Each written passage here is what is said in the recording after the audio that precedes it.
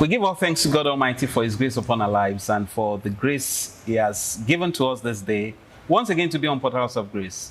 Today we have a very distinguished father figure, an administrator extraordinary, someone who has served in several capacities within and outside of the shores of Celestial Church of Christ. He is none but our father, Superior Evangelist Isaiah Olatiregun of Celestial Church of Christ, Army Barracks Road, MOKOLA, IBADAN. Good day, Daddy. Good day. So glad to have you today on board. Happy to be with you. Yeah. Thank you so much. I hope you are very fine today. Thank you very much. Yes, we'll take you through a few details. We intend having a documentation on the administrative system of Celestial Church of Christ, Army Barracks Road, MOKOLA, Evang. But before we come to the details of the administration of the church, we'd like you to take us through your roots, your details, your nativity, and all of that. Like you said earlier, I'm Isaiah Olatiregun,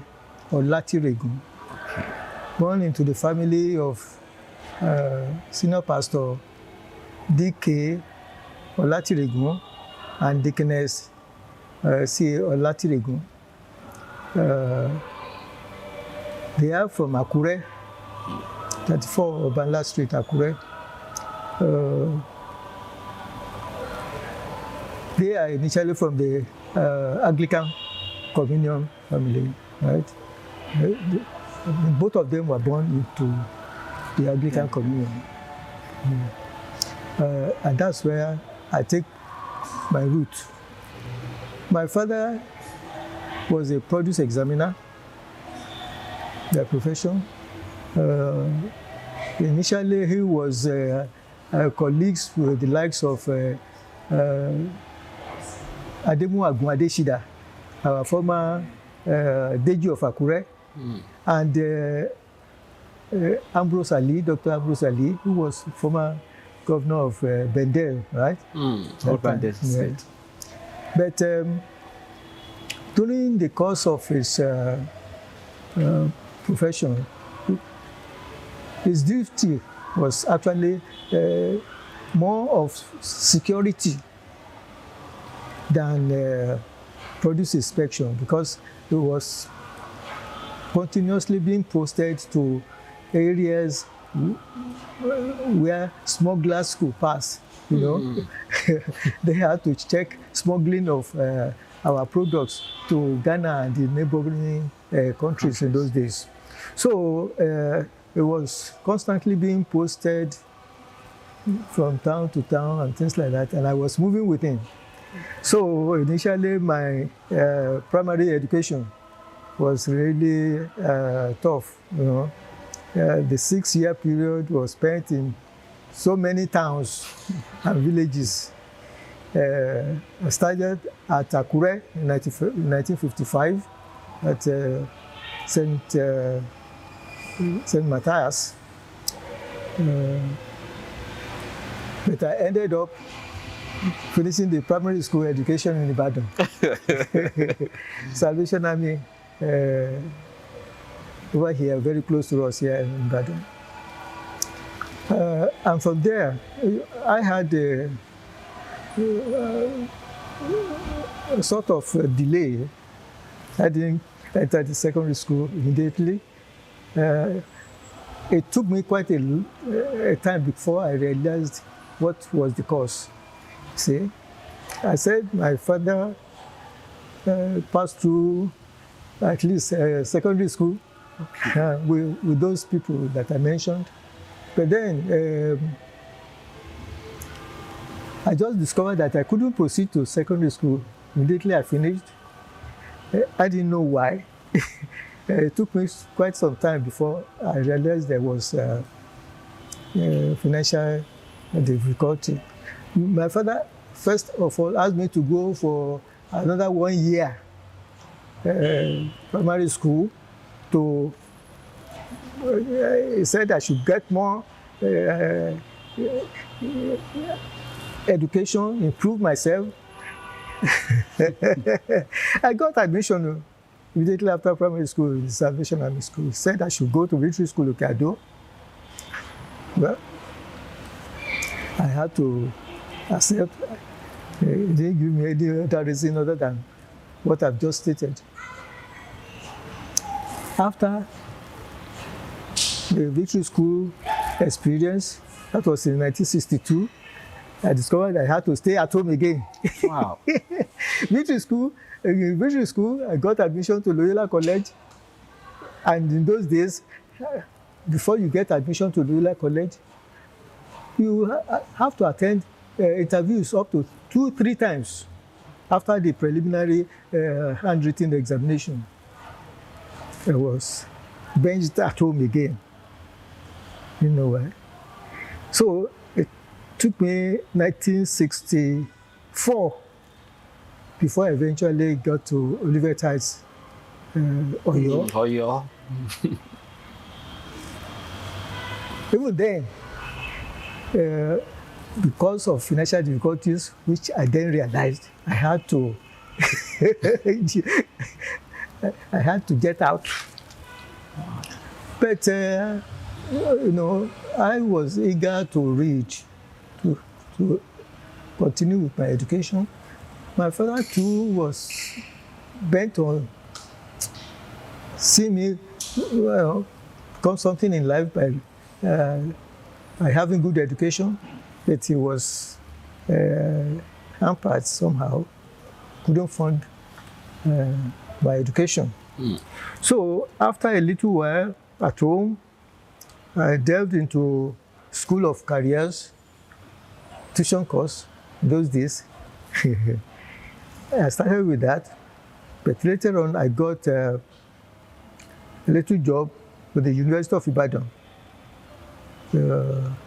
as an office assistant. That's where I started. But incidentally, God actually positioned me well with that appointment because it was in the Vice Chancellor's office. Oh. And in fact, in those days, my nickname was Vice Chancellor.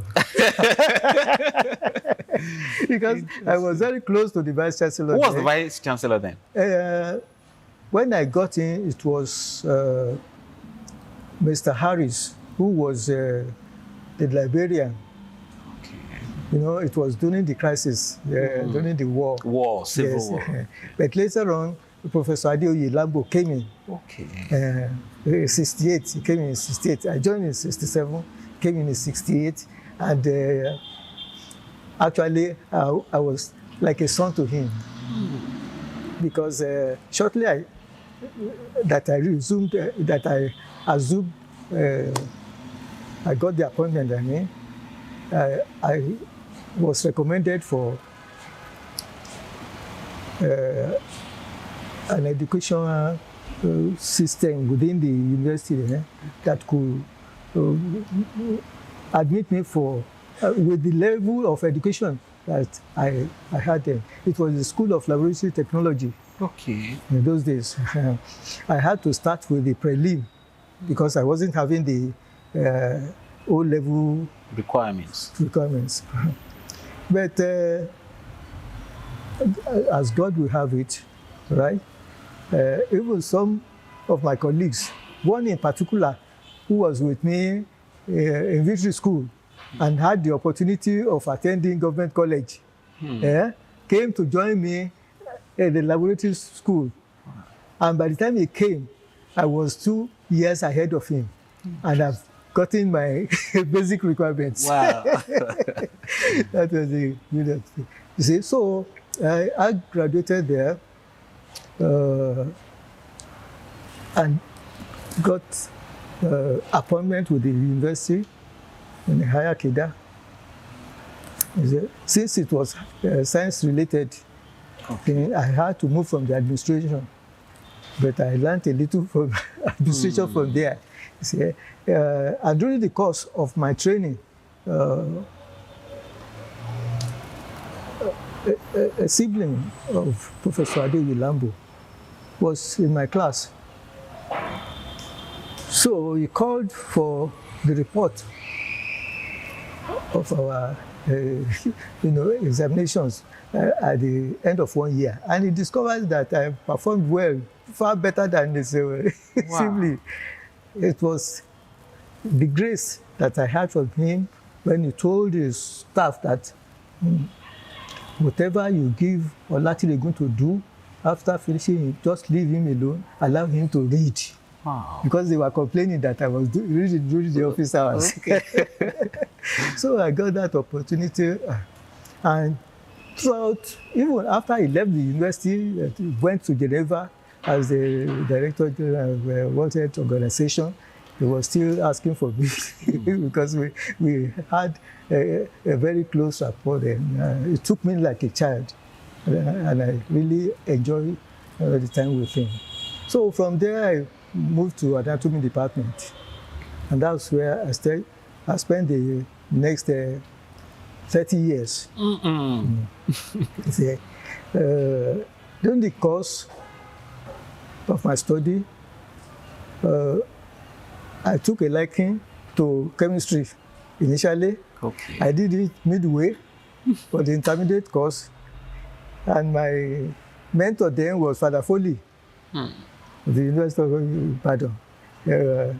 He was a Catholic clergy who has a saying, if you don't read on Sunday, you fail on Monday. So on Sunday, he will ask us to come to the lab and do practicals and so on. And I enjoyed this class and I did very well. And so I was surprised that after completing that stage, I switched over again to physics with electronics. What a sharp contrast. Yes. I loved physics too. I decided to switch over to physics with electronics. And it was because of physics with electronics techniques that I was employed in anatomy department. Because there is this electron microscopy.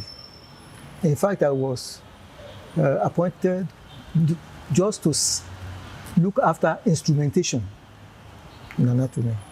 And of course, we also do some other things which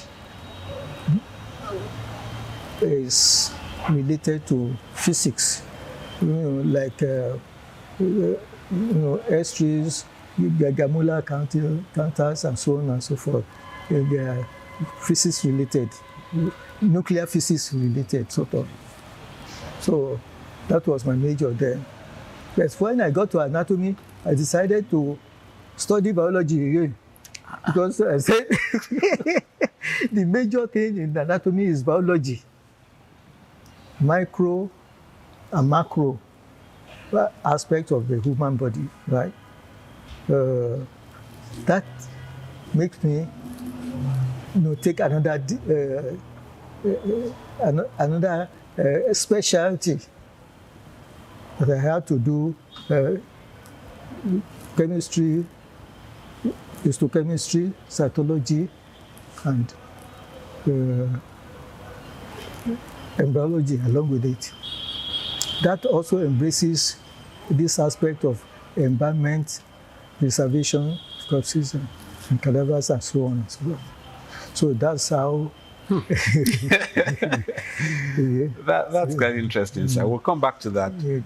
But before we move any further, you briefly mentioned Olivet Heights. So anytime I hear about Olivet Heights, it heightens my mood because my father passed through Olivet. How was life like at Olivet Heights? So it was very, very interesting. You see, it is a Baptist school, established, I think, 1949.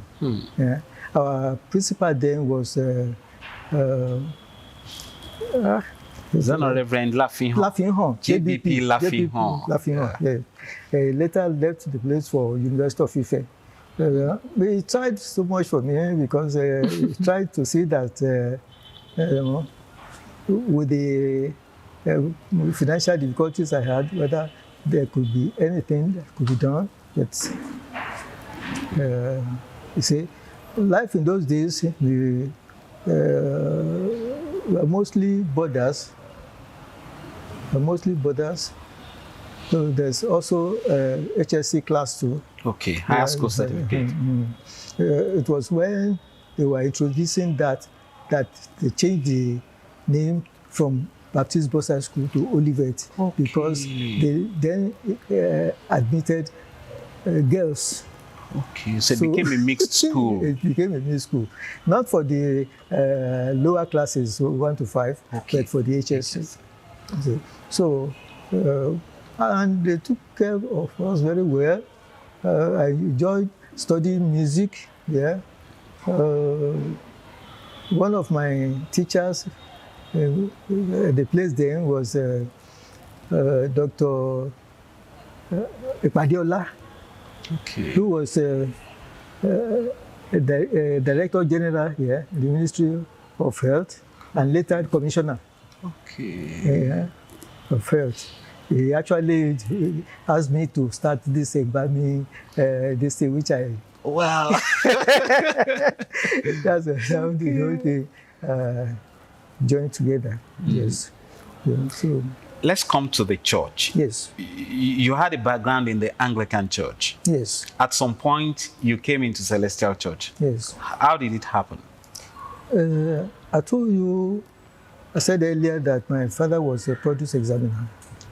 You know, being from a Christian home, and in those days, there were not many churches in those villages that was posted to. So wherever he found himself, he became a pastor. Okay. So he attends any church. And I was following him until 1970. Until 1970. That time I was already in the university, and I decided to pitch my tent separate from the family. So it was then that I decided to think of another way for myself. See, my father, though he was an Anglican, I discovered that his faith was not that as strong. Okay. See, I was at home for many years before I decided to join Celestial. And it was in that anatomy that I met a person who became my link really to Celestial Church. The first person was a very close friend. His wife, he wasn't a Celestial, but his wife was already here in MOKOLA. Okay. He actually brought me to take a photograph of the naming ceremony. That was the first time. Then we had this wooden church. Yes. Okay. Where we are having the children church now. So, while the christening was going on, I heard Isaiah. Then I looked back. Who was calling me? Not knowing they were saying the name of the baby. Okay. The boy is still in touch with me today, though his father is dead now. And the second person was my wife, Caroline, she was from Iriakari, the now Eleyele. Okay. But she came here, she joined MOKOLA in November 1972. Yeah. We met, and... so she joined the same year the church started here? Yes. Wow. Yes. See, so many years before I decided to wear the sutana, I was just by the fence. I would come, stay by the fence, even during their practices. Come, when they finish, we go together, and so on and so forth. In fact, Baba Adekanbi especially asked that I should come and see him. I saw him, talked to me, I agreed. I saw the sutana, and for many months, I still kept the sutana at home. I didn't wear it. Until I decided, well, there were a few things I was doing there that made me stay aloof. You see, I was smoking,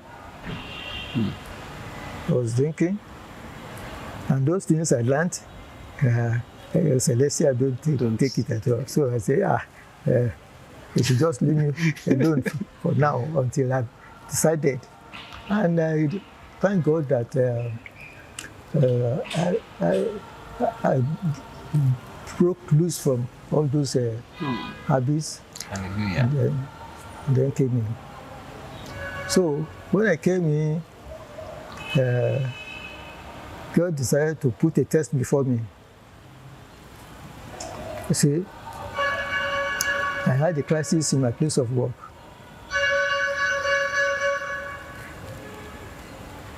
The way I'm saying it, it looks so light, but it was so heavy then, because it became a national issue. If you don't see it on the front of the newspaper, in front, you see it either in the third page or in the back page. So whenever I'm out from my house, I will be looking for, headlines. It got so bad that I was suspended from work. I was suspended.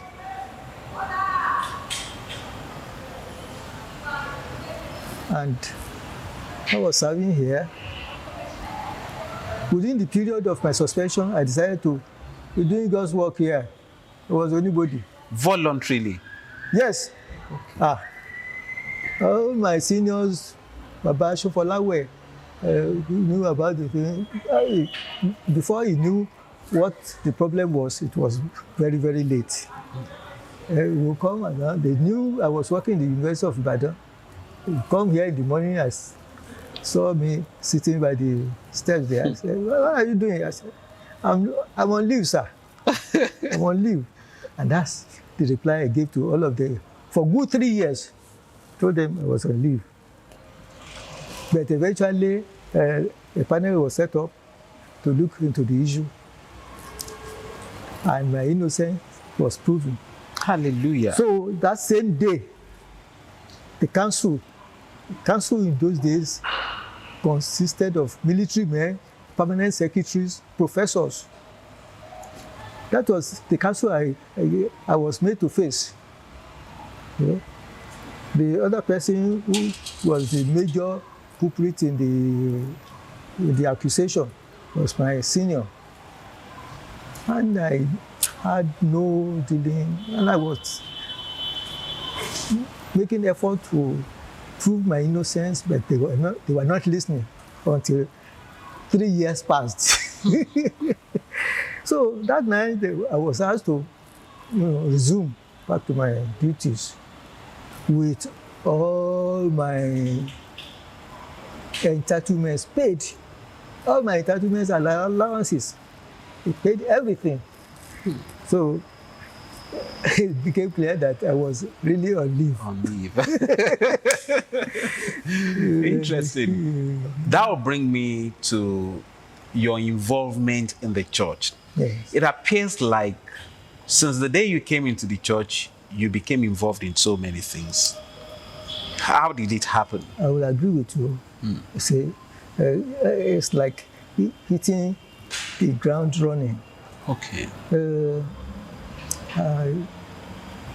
The assistant secretary of the church then happened to be a friend of mine. I met him here, of course. He was working in NISA then. NISA was right inside the university of Ibadan at that time. We was close to him. So I just love to take part in whatever they are doing. On many occasions, I took them, he and his senior, Mr. Odebiyi, was the parish secretary then. Okay. Arowolo was the assistant secretary. On many occasions, I took them to K2 when they started the anointment in Nigeria. That was in 1977. Yeah. Them, I had the car there before both of them. Okay. So I was taking them, and we would go there to write the certificates and so on. After anointment, in fact, I'll tell you, I started the first intercessory group. Here? Yes. So with the intercessory group, we targeted some women who are waiting on the Lord for the fruit of the womb. And of course, I was disciplined to such an extent that even elders, the shepherd, and marked me out from my peers. So, with consultation with the shepherd, M.O. Adekombi, we will say, we've found somebody who would like to pray for. Put it before him. He will search on it, and then we'll do the necessary things. We were having night vigils, and at times evening prayers on the mercy land. That was what we were doing. And God really did wonders. In fact, on one occasion, somebody who was very close to him, I walked up to Papa. I told him he should release that woman for us. The woman, she wasn't barren. She had delivered many children, but they were all dead. The last one that died was about 10 years old before she died. Before the boy died, it was a male. So I walked to Baba, said, release this woman, let her release. And for many years after, there was no other. And Baba agreed. And God answered our prayers. Hallelujah. See, the boy now is doing very, very well as a cleric, doing fantastically well as a cleric now. I would tell Go you beyond that. Okay. Yes, I'll come back to church administration. Yes. Do you agree with the assertion that the act of administering people is political? There's politics in the church. Okay. And of course, they are intertwined. Okay. You see, and incidentally, you see, Celestial Church of Christ has been evolving. You see, we cannot say we have reached the end of the road where we will say we've gotten a standard. You see, so each shepherd is giving that aspect to develop his own administration wherever he is. There's no blueprint from the headquarters. From the headquarters. There's no. But I would like to mention one thing. What I observed initially was that the post of secretary was never politicized. No, it was never politicized. You see, whoever is choosing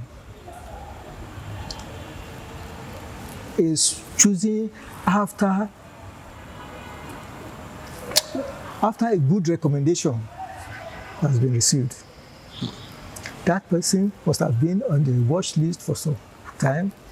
His behaviors, his characters, and they will have seen in him that this is a real believer.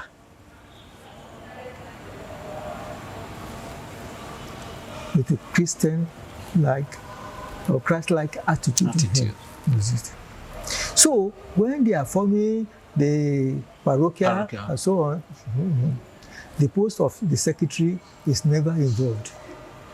He will be the parish secretary and secretary to the parochial committee. That is what has been happening. It's a two-way thing. Yes. Okay. It will be the parish secretary and secretary to the parochial committee. Yeah. Okay. That was how it has been.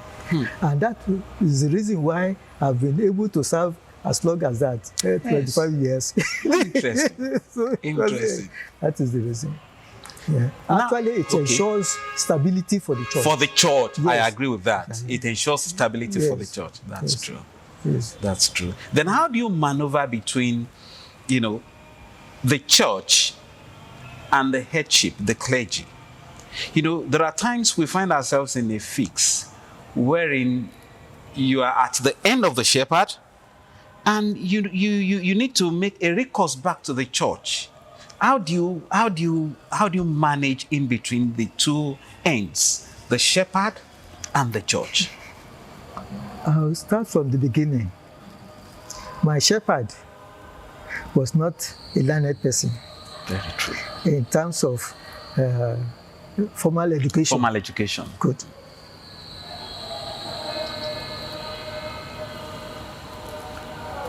But one thing I gained from the administration in University of Ibadan, particularly working with Professor Lambo, was that the man was a great psychologist. Okay. Right? He taught me how to be able to observe somebody. Within 30 minutes, watching you for about 30 minutes to 1 hour, I can tell you what you can do or so many other things.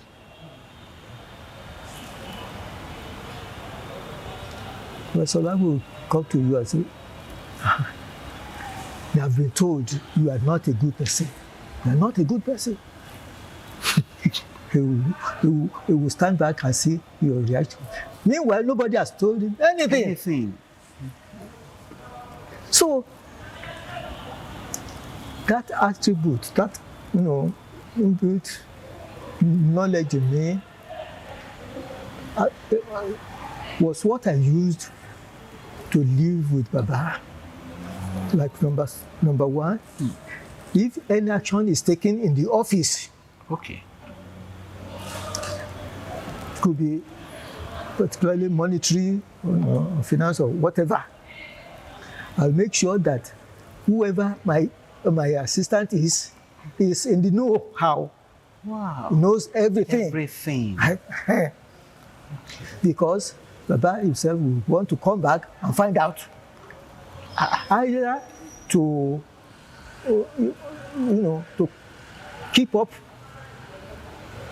with the memory of that thing. That's the way I assume it is. Since he has not written anything down, he wants to keep it in his brain. So I don't take an offense. I don't take it as if he did not trust me. Trust you. No. I believe that is what he must do to get himself well briefed. So I didn't have any problem with him at all during my course. The other aspect is that shepherds want to show you that they are in power. Yes. Yeah. But you are also in power. That right? is true. I'll give you an example. I came to the church one morning. It was Sunday morning. Pastor Finder said we should say Lord's Day, not Sunday. Okay, Lord's Day. It's Lord's Day. Okay. I came in the Lord's Day. My routine was to prepare the songs for the day and prepare. So that's part of your work? Exactly. The 7 hymns for the Sunday service? Yes. And for all the services during the week, Wednesday and Friday. So as a secretary, you have to prepare that? Yes, that was. And not even the choir? Not the choir then. Not the choir. So, after I finished setting the hymns, I went over to see Baba upstairs, Baba Adekombi, with my announcement that I've written now, whether for moderation anyway. When I got up, I found Baba. Yes. Yes, within. Wow. I said, after greeting him, he said, Secretary, I'd like to see your records, your financial records. Okay. Yes, sir. I promise, sir. I went down, yes, packed my books, I went to him. Because my habit in those days was to finish all the records on Sunday. Everything had to be entered before I leave the service on Sunday. After doing all that, I will come back late in the evening, about 8, before 8:30, to see Papa again. That time he will be listening to his radio program, Toluwani Ibala. Okay. Which was on air then between 8:30 and 9. I'll finish my records here, go home, come back, see him. Then it was then that we will do whatever we needed to do for the week. So I went in, brought the thing, showed it to him. He looked through everything. He was shaking his head. He agreed with me. Then he gave me 2 suggestions. There are some takings, like Inyajo, Ikole, and Imole, that are not being sent to the headquarters. To the headquarters. I didn't enter them on the same page at all. It was recorded somewhere else. That said I should put everything on the same page. That the remittances to K2 will finish somewhere, and then the other ones will be there, so that at a glance you will see everything. Then the second suggestion was that I should not send cash to K2 under any guise. Even in those days? Yes, he said I should write a check, forward it to them. And that was what I did till I left my administration. Wow. Even our fathers from K2, and they came, even during harvest, they insisting on having cash. I said, no. Here, no way. I will give you. But later on, they've been introducing some other things. K2 itself will say, give our appointee their own share, cash, and record it there, and then send the rest to us. So we've been complying with that. Wow, that's interesting. So that is that will bring me to the issue of the choir. Yes. Growing up in Ibadan, it's a popular thing to always hear about MOKOLA, and more so the superlative performances of MOKOLA choir. And generally people will say MOKOLA Iliorin. How was the church managing the choir in those days, to the extent that they were giving superlative performances? It's the work of God. You see, you must agree with me that where there is joy, the devil, Satan, will always want to be there. And I think it was said that Lucifer himself was a musician. So, you see, it's been a really difficult task. See, most of the renderings were given by God, by the Holy Spirit, through some what will I say, difficult times that members of this choir pass through. I will say, for instance, Banji himself had his own songs, even after accident. There's somebody we call Balogun. Do you remember his name now?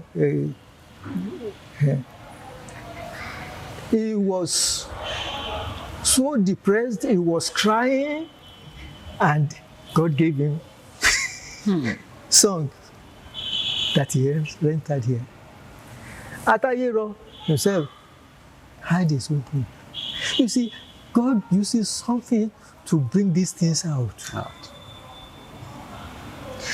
You see, it's not, there are situations for some, God will just come to them like that and give them. It's not by their own making. They collect that our choir master was there for about 22 years. Mr. Tommy, okay. He wasn't a vocalist. He doesn't sing. He doesn't. But he brought in good administration. He was the university farm manager while he was here. At the University of Ibadan? Yes. Yeah. He brought in good administration. And of course, he took care of the choir. Okay. What I mean by taking care of the choir is that it sees to their well-being. You see, after the choir practice, he will ensure that every member goes to his destination. If he has to take them round, he will do that. You see, and of course, it's a disciplined man. He enforces discipline. You know that even within the setting, if you bring a chief of staff, a military chief of staff, yet he will have problems. That is true. Because it's a church setting. People who believe they have their freedom to some extent. But that notwithstanding, that tends to put our people's thoughts in shape, that they are before the Lord and they have reasons for being before the Lord. They have to perform, and that is right. So that is. I want to come this direction. I'll go back to your career briefly. Yes. You mentioned your days at the University of Ibadan. Yes. In the anatomy department. Yes. And for those of us that are a bit, informed about you, we have the understanding that you have the way you handle cops by reason of your, career. Yes. Now, people will generally want to say, but Daddy Olatiregun is a layman. Yes. How does he manage the selectness with his profession, handling of the corpse, cadaver, and all of that? How do you work around that? I'll tell you this. If I say, it's the Lord's doing, you say, what is this man talking about? But let me give you an explanation. I told you that I had two techniques. Physics with electronics. And the biology aspect. I decided to leave anatomy. As far back as 1976, I took up an appointment at University College Ilorin. That was the year University College Ilorin was established. I got an appointment there. I was lodged in a hotel for 2 months before they gave me a house, because they had no houses then. And the house they gave me then, I just had to cross the road to Parish 1 in Ilorin. Okay. I went to join the physics department. The purpose then was to do biology or leave cadavers aside. So that I will be clean. That's what I thought. But the University of Ibadan insisted that I should just come back. Later on, I discovered that it was God's doing. The appointment they gave me at Ilorin was on an enhanced scale, far from what I was having here in University of Ibadan. So I enhanced him. I came back. That led to the period of crisis I talked about. Okay. They gave me leave of absence until learning. But if I finished the case here, I should come back. But by the time I finished the case, I was no longer interested in the University of Ilorin. Now,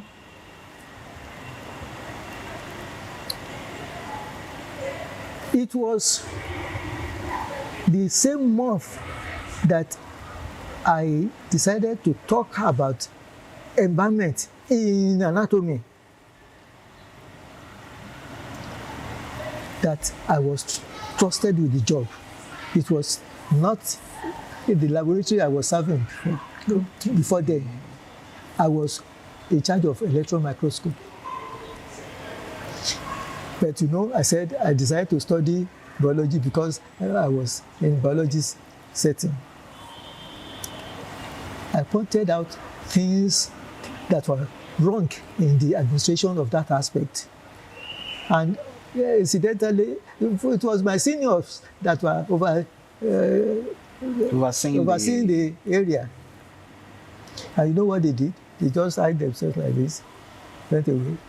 One took a leave. He said he had a fellowship in London, he went. The other one, there were two of them, the other one took a job in Saudi.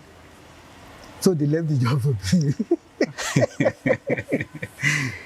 I had to oversee their own departments and that aspect, which is the largest laboratory for our medical students. Okay. For that section. See, it was that same month that I was asked to come here and assume secretaryship. Interesting. Same month. And God was with me because there was a problem then. The department was in a terrible state, smelling over. And I gave them, what I thought should be the solution. I continued doing it, and I continued serving my Lord. But there's a way to it. I'm aware of tenets and injunctions for purification and things like that. Yeah. You see, I had, juniors to work with, and I taught them what to do. In fact, my colleagues were blaming me that I was teaching them to know too many things. That later on I won't count at all. They will be able to. Well, I said no. That is the way I want to perform. If I'm thrown out, I know that God has prepared another place for me to work. But I discovered that it's because God himself wanted me to have a profession after I left the place. I was continuously being told, you are filling your pot because for the So God gave me that grace and I did not misuse it at all. I know what to do if I touch the corpse. I know what to do if I enter the place where corpses are and things like that. Wow, it don't bother me at all. And I have seen that God really supports me in everything I do along that line. There was a time some of our youths here put up that idea. I just look at them and laugh. Because you don't know nothing about it. You see? But God has been very, very faithful. Thanks be to God. Very, very faithful. You see, I retired from anatomy 22 years ago. Great. September 26, 2002. That's when I retired, 22 years ago. Invariably, since you joined the anatomy department till you retired, virtually every medical student that graduated from the school passed through you. Yes, yes, yes. And I still meet them wherever I go. If I have cause to. Wow. That's great. Thanks so much, sir. We'll now come back to administration. Yes. MOKOLA is reputed for something, and we grew up knowing that, actually. And that's the fact that people will say, "Ìpín MOKOLA máa ń pé kò kí ń dínkù." That is, when MOKOLA pay their stipend or, returns to the headquarters, MOKOLA does not hold anything back. And going about to, understanding what obtains in virtually every other mainline church of MOKOLA's ilk in those days, it was not the same thing. Why did MOKOLA key into that mentality or mindset? I believe it was the original tenet given from the source, from our pastor founder. This two-third thing actually came up from Unit 2. Okay. Unit 2. They felt the pastor should be having something, and it was decided, let the pastors be 1/3. Then we share the 2/3 between the shepherd and the church. That's how it came. You see, it was a myopic view. Because they never envisaged how the church will grow. That is the problem. And it's one big thing that is still putting us now. In fact, I'm still coming there. Yeah. Yes.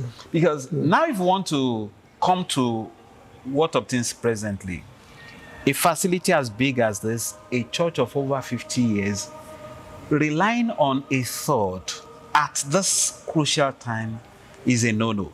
I understand the fact that you want to fund some things during the week, pay for fuel and all of that. How do you run it on one third? Yes. Papa Adekombi, in his God-given wisdom, started that right from the inception. That's why we have a building committee and all sorts of committees, having chairman, these things for occasions and so on, for collections.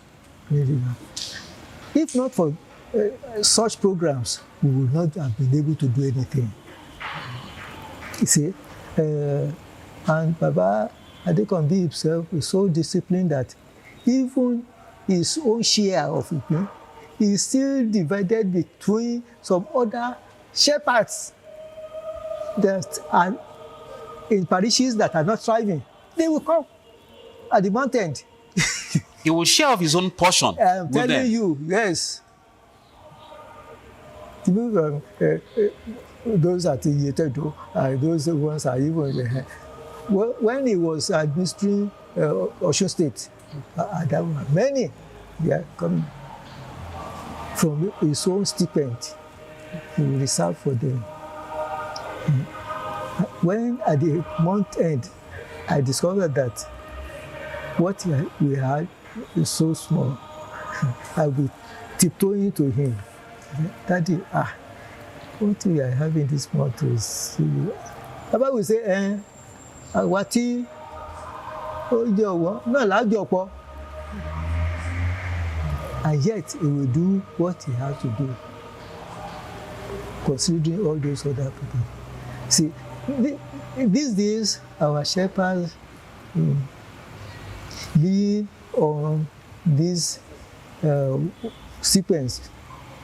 As far as I'm concerned, I believe they are leaning on it too much. Okay. They shouldn't even be thinking of stipends. If they are facing their God, things will come in. I'm telling you, that I know. That I know. And even for Baba, I knew he was struggling to establish himself, having building and things like that and so on. But he wasn't leaning on Ipe. On Ipe. God will send people to him. To bless him. Yes. And the major thing about him is that he will not say because you are giving him something, and he will not tell you the truth.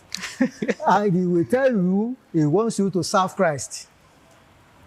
That's what happened with Chief Kolapo Ishola. Okay.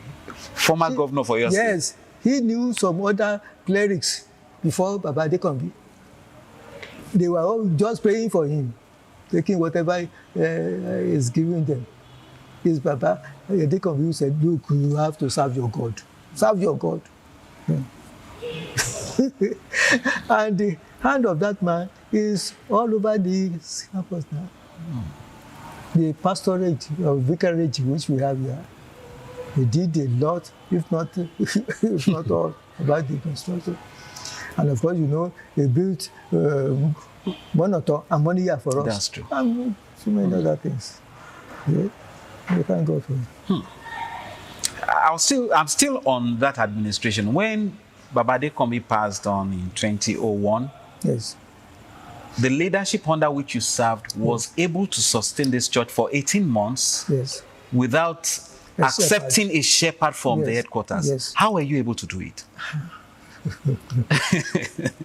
You see, it was on my insistence that we had capable hands. Baba Shofolawe was here. Baba Oluwatuyi was here. And the others, like Rifitila, what's his name now? And some others. I here told the chairman, do we need to bring in somebody else? These people are capable. They are capable. You are knowledgeable. You know the system of the celestial. Hey, let's support them. Support them. And that's what we did.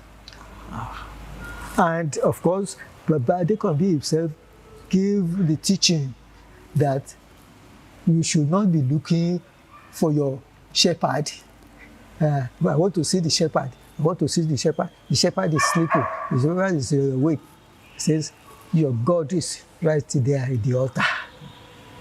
Go there and talk to him. That's one of the parts that sustained me in person. I know my God is there. And it is through that I've been so blessed, because I know that I can talk to my God and he listens and he replies. I've had it on many occasions.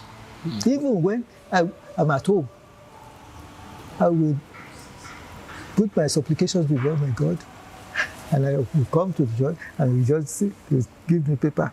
Yeah, this is the message for you. So, that's interesting. There is another thing about MOKOLA. You know, when it comes to the issue of tenet Ilano.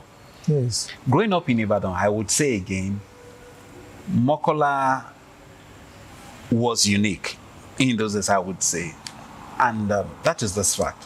When you see people dress, put on their toga, you see people dress anyhow. In those days, if you come around to MOKOLA or you meet any of MOKOLA's product in any of the parishes out there, at a distance, you'll be able to discern, to say, exactly. This person is from MOKOLA, and this is it. There are occasions you see people dress today, they put on ordinary four corners, and when you see them put on their loin, they put on 3 crosses with frills. Yet they are putting on ordinary four corners. In those days, you won't see somebody from MOKOLA dressed inappropriately.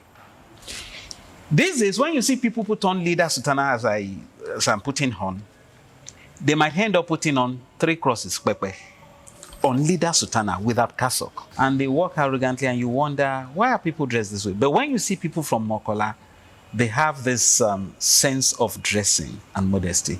Was there a package or a training that informed them of how to put on their dresses, or how? You see, it is part of the training. general training I'm talking about now, during the period I served as secretary, I used to announce that on the Lord's Day, you all anointed members should be in their full regalia. If you look at our altar, you see that we are following it. That is true. Somebody phoned from Ireland. He was talking to his friend in Nigeria. He said, have you been to MOKOLA? Do you see that Baba that is always in his... And that person came to Akwete. He was at my back and he saw me. He said, that must be Olatiregun of MOKOLA. Wow. So this news travels far. We know that it is wrong. By training, we know that it is wrong to put this on leader Sultana. On leader Sultana. Without the cassock. It's very, very wrong. There are other things they do now that is becoming a trend. Very trend. In those days, Baba Bada used to come here just to look at us. Whether MOKOLA is still MOKOLA. Right from the cap of our women. Okay. Whether the hem is of the 2 inch, 2 inches. Okay. and things like that. See? And he used to be very proud when it comes like that. He used to be very proud. But tailors are now coming with innovations of different sorts. Then manufacturers bring us all sorts of fabrics and all that. The hemming is so difficult to be done now. Because of that's what we have. And of course, the control over the congregation is not as strong as what it used to be, because membership is becoming too liberal. In those days, you know your sheep and your sheep knows you. That's the thing. My shepherd will not be pleased to see me in another parish without having permission from me. That was in those days. Wow. That was even right here in Ibadan. If you know Sakete. Adeogun. Yes. He was my friend. Okay. I used to see him when he was at Epe, those days. When he wanted to come to Ibadan, he discussed it with me. And I told him, look, Baba, you are going to face some problems here when you come. He said, you know what? I said, these people who are always coming to you here, they will come over. When you are in the vicinity, they will come in their numbers. And they will be doing, what do you call it? Placing before the Lord. And their shepherd will come, right? And it happened. It happened. So look, it will be fire. Because everybody at that time, they were all gagging their members. They don't want members to go astray at all. No. They guard them jealously, very jealously. But these days, because you have posted shepherds, his idea is, I just have a little time to spend here. You should just be in tune with whatever is going. That brings me to another angle. Who is meant to, select people for anointment? More so in a community church like this, where you have people coming in and going, shepherds coming in and going.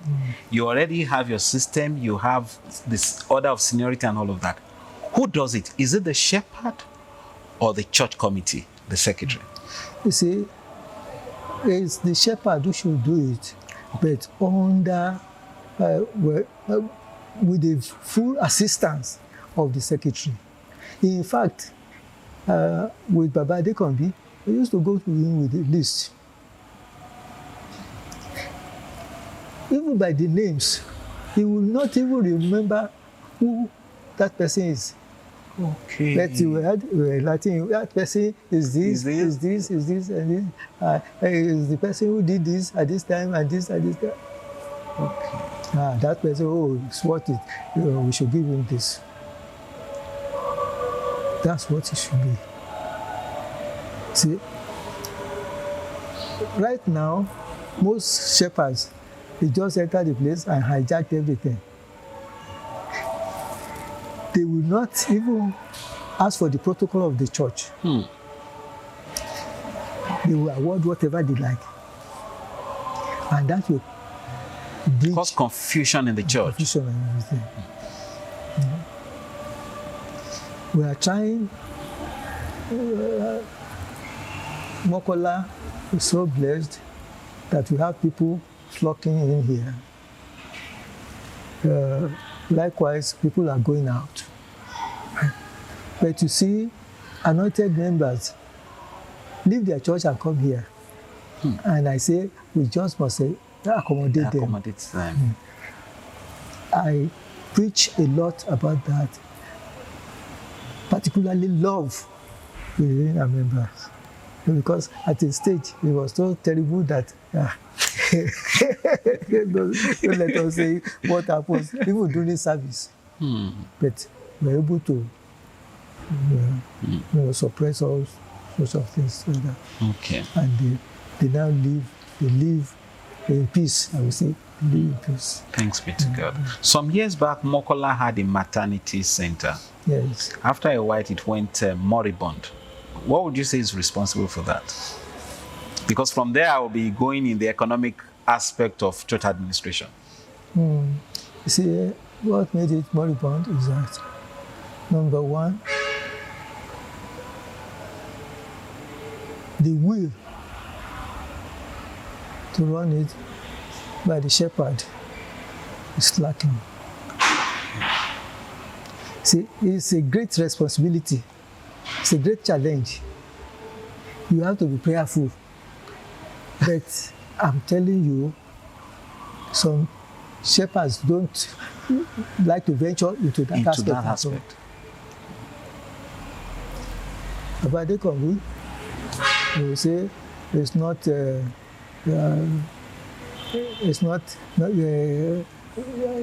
educated, but he has the boldness to take the cross and say, I believe in you, Jesus, you will do this for me. In fact, I will say that aspect started with the first delivery we had on the land. Okay. You see, the woman came from Abeokuta. She's been looking unto the Lord for a long time.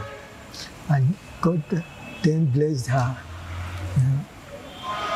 And she was about to deliver. The case had been on while he was with them there. These are people, the only Exactly. So the woman came here and said, this man had been praying for me. I now have this. I have to deliver it where he is. So she came. And, there was no preparation or grant until the delivery was made. Then the baby failed to respond to cry. Papa went into the altar. He prayed and prayed and prayed. And of course, the baby came back to life. And that is the source of our chanting 7 Hallelujah when we had a new delivery, because we made it then as a pledge before the Lord. Okay. That was what gave birth to that. Exactly. What would be your response to churches running businesses, probably to salvage the situation, economic challenges churches are having now? You did mention the other time that the 1/3 of a thing is not even sustaining the church as we speak. Now, if we run into businesses, is anything bad with that? It's not so good because the government itself could frown on it. Because we are supposed to be a non-profit making organization. See, and the enlightened community, you are supposed to be non-profit making. Like in UK, for instance, you receive subventions even from the government. So they have the opportunity to pry into your account. But you see, in Nigeria, churches are known for operating schools, and the government believes churches are helping them by creating schools. In Nigeria, they hardly give you subvention. You don't. So in that aspect, coming into the educational sector is permitted. But then you could make profit depending on the scope. But with Celestia, it has been the other way around. In Abeokuta, our churches started school there. The whole thing collapsed. Because our members will not pay their dues. They say it's our church. It is our church. You cannot drive by your child away and things like that. And of course, teachers have to be paid. They cannot be regarded as clerics. No, not at all. What their due. So, and clinics in hospitals, you need a lot to establish a clinic. Let's put it like that. A clinic. You must have well qualified doctors and nurses at your beck and call, because we don't pray for any bad thing. If there's any issue, the government will come in at any minute. They will want to close down the place without even listening to what you have to offer, what the true situation is. That's the government with you. So we need to do things according to law and look at our own congregation, what we can sustain with what comes from our congregation as assistance. That's what we can do. And that's what sustains us in MOKOLA. We try so many other things. Like we are doing Ikore these days now. Right from the inception of this church, what we collect for harvest is usually much more than the returns. Usually much more than the returns. Baba Adekambi said, the pastor founder told him, look, this first harvest you are going to do it as if you are doing the burial service of your father. That was the injunction giving you. So go and look for fund and spend. So that is it. But these days, we make money to do some other things along with it, not to use everything to feed. You say this committee must come out with something that they have done to support the church, whether a little place, sort of, or doing one work or the other, or the church is defining it better. That's how we've been going and doing what we do. Look at the hall now. If you enter the children's church now, you see that there is a better place now. Yes, sir. And it's due to individual efforts coming in. If we are leaning on the church post, we would not have been able to do that. No. In fact, what we did here, it was God's grace. Because what was sunk into the yard took millions. But we thank God that we were able to sustain. Thanks be to God. Guests that are viewing us from across the globe, we've been speaking with our father, a very wonderful administrator and a father figure to many of us in the last couple of minutes. And he is not but special superior evangelist, Isaiah Olatiregun. Daddy, I want you to give a parting shot. What will be your advice to those people that are just joining the church? New members that are coming into Celestial Church across the globe. Yeah. Number one, I will say they don't even be in the congregation long enough before they say they are called. Wow. Yes. You see, these days, it's assumed that owning a church or overseeing a church is a lucrative thing. In those days, our forefathers, they cry, they weep before taking up the challenge because they foresaw that they were going into a difficult journey with the Lord. But these days, they say the money is there. Let's venture into it. And that does not give a lot the patience to be calm and seek the goodness in the church. The last word says, seek ye first the kingdom of God, and every other thing shall be added unto you. And it's righteousness. And it's righteousness. Our youth don't want to listen to that. Matthew 11:28 says, Come unto me, all ye that labor and are heavy laden, and I will give you rest. 29 says, my yoke, put my yoke upon you, and learn of me. It says, my yoke is light, and you have rest for your soul. Thank you, sir. Dear viewers, it has been a very interesting session with our father, Superior Evangelist Isaiah Olatiregun. On Portals of Grace, see you soon.